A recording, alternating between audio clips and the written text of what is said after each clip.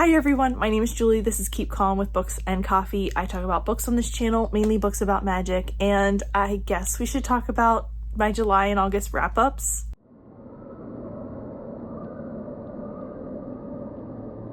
Hello everyone. So we got to the end of July, and despite it having some of the best rated books that I read in the course of the month, when I filmed the wrap-up, I really didn't want to edit it, and I was really struggling to edit and film at all in August.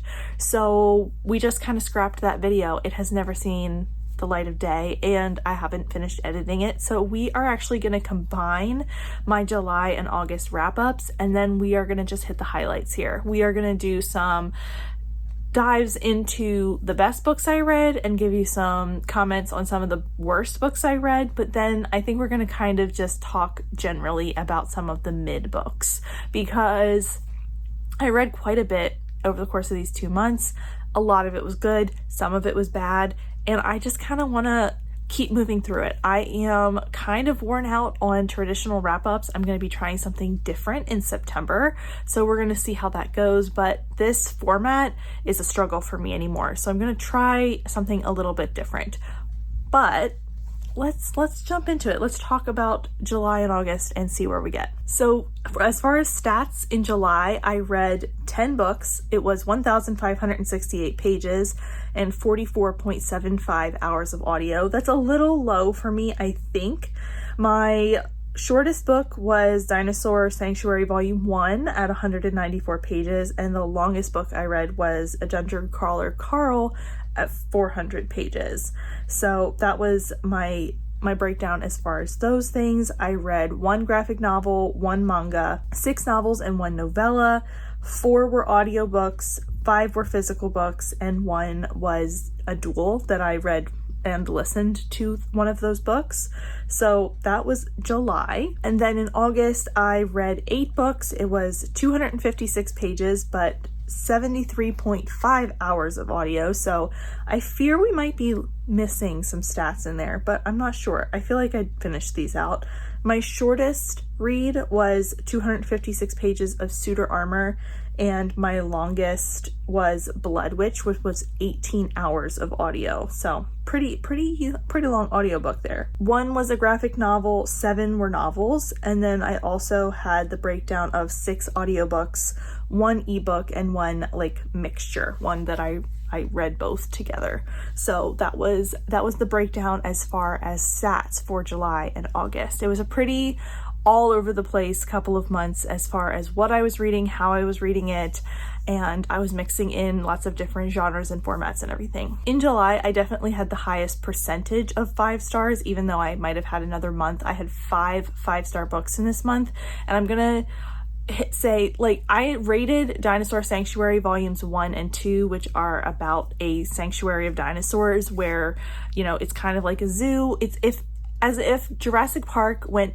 correctly, like we actually had a amusement park where you could go see dinosaurs. If everything was correct and cozy about Jurassic Park, we'd get Dinosaur Sanctuary. And I read the first 2 volumes of this manga earlier in July. I really enjoyed them. I rated them 5 out of 5 stars, but they were really fluffy, fun, cozy reads, and I don't have a ton to add to it other than that. I also read Netherford Hall and The Death on the Nile, and both of these were interesting reads that I rated between a 3 and a 4 star, and I had a good time reading both of them. One was a Regency fantasy queer historical romance, and the other was a murder mystery.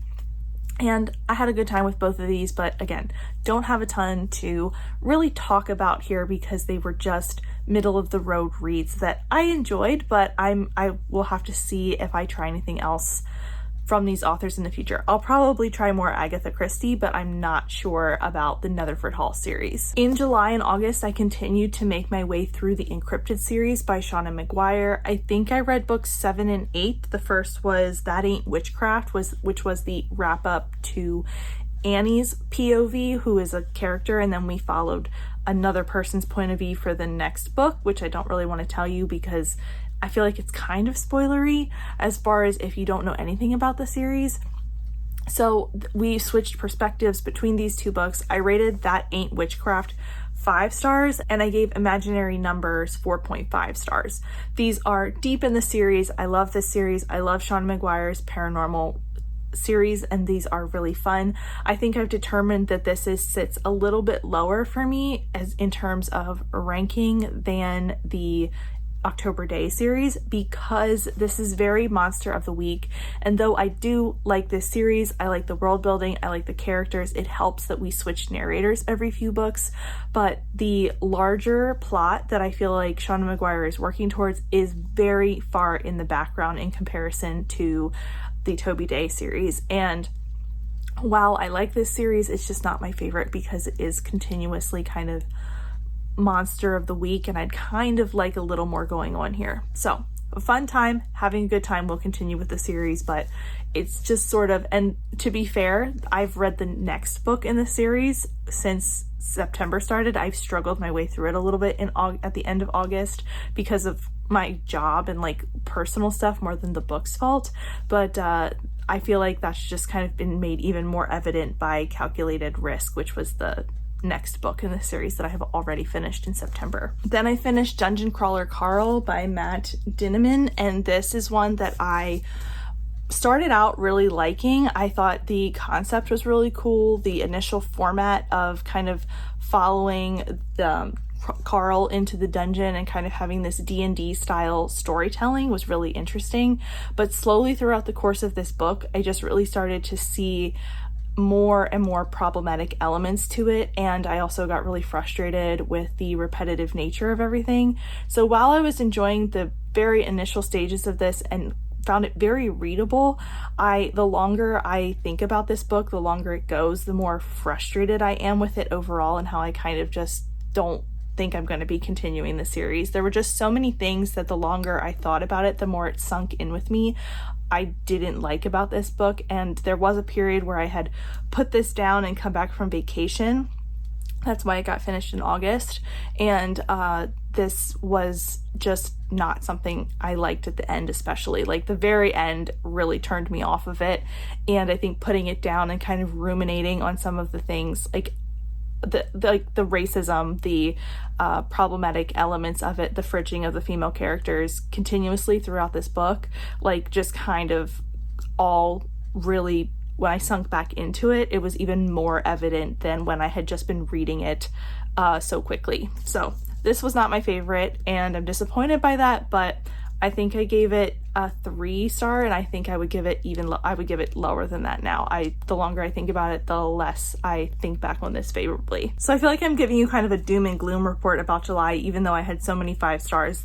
Both volumes of Dinosaur Sanctuary were 5 stars. That Ain't Witchcraft was 5 stars. Loved them. But then I think these next 2 books are even stronger 5 stars, if that makes sense.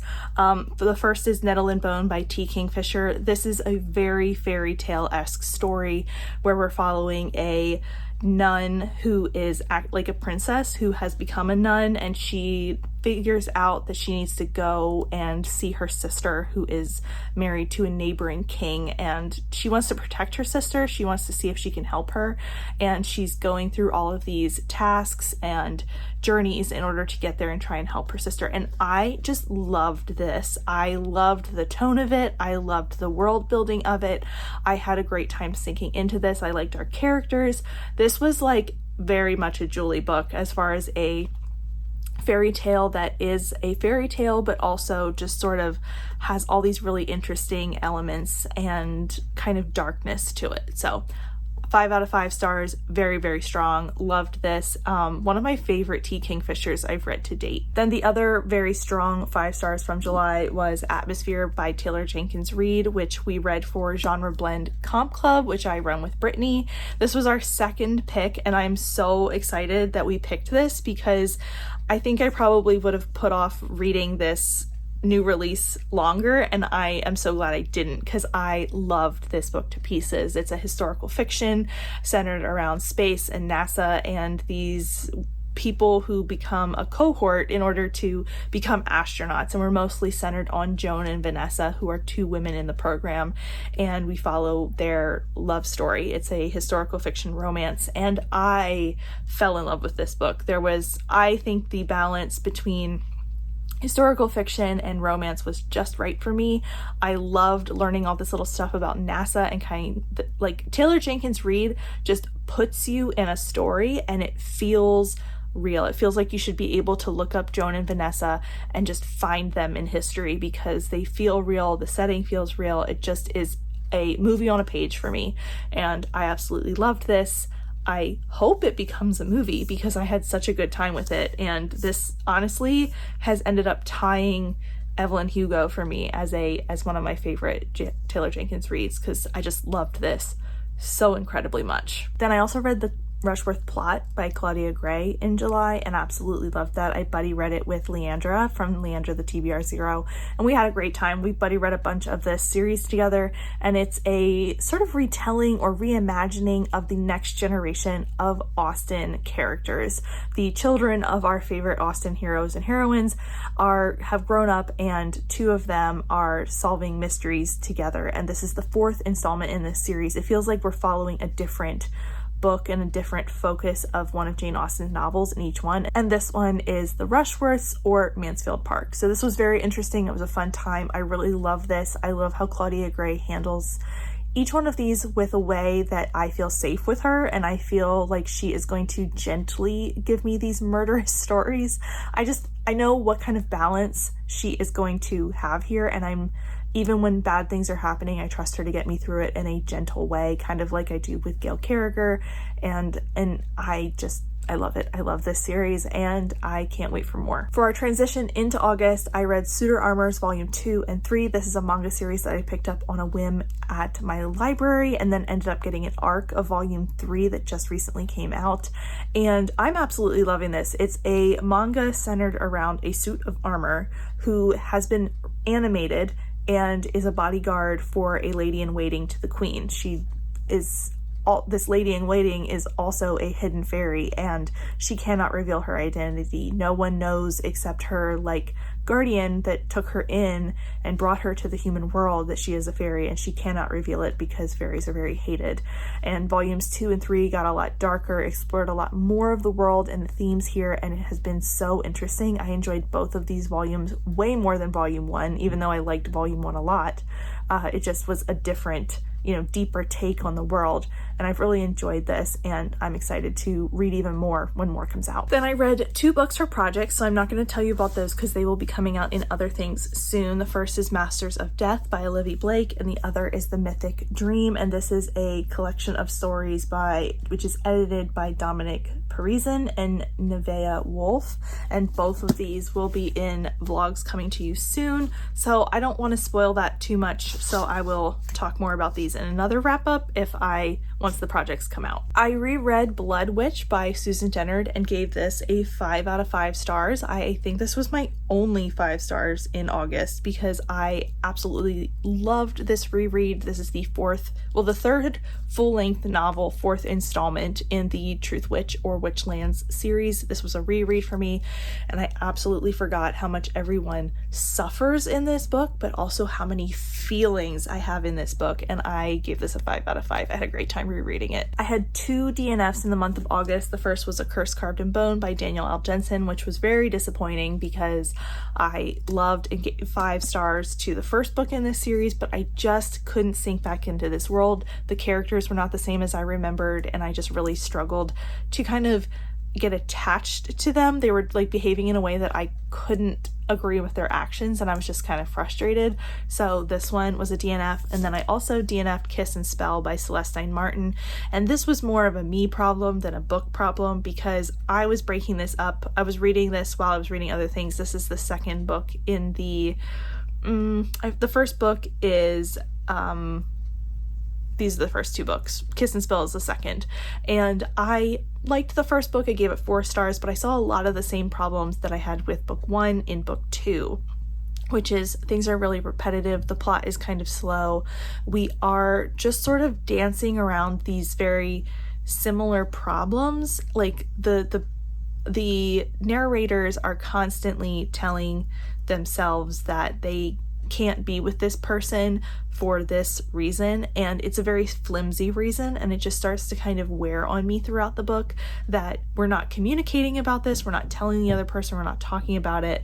So it just starts to be like, okay, if you're not going to try to solve this problem, then yeah, you're not going to be together. So I feel like we just need to kind of figure that part out, that it's not quite so internal monologue based for my preference, but I do really like the characters here and the kind of urban fantasy paranormal magic-y Jersey Shore towns that we set these in. They're very, very fun. So I'm going to try the third book and see if it works any better for me, but I'm not sure how it's going to go. Then the last book I have to talk about here is The Tropic of Serpents by Marie Brennan. This is the second book in the Lady Trent Memoirs series, and I also buddy read this, and I had a great time with this. I think that the series is going to develop really interestingly. I'm having a really good time reading it. I would have liked a little more focus on some of the research. We kind of had a bigger plot going on here that we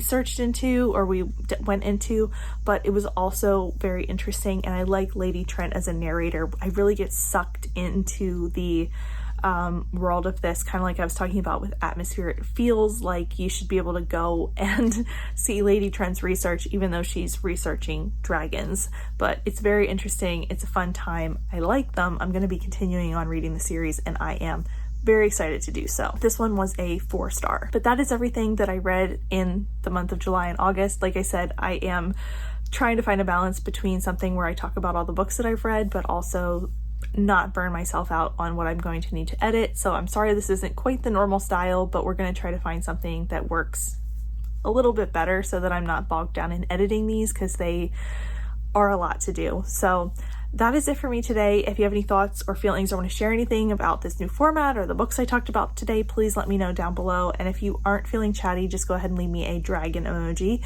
since we talked about the Tropic of Serpents. Thank you so much for watching, and I will see you next time. Bye!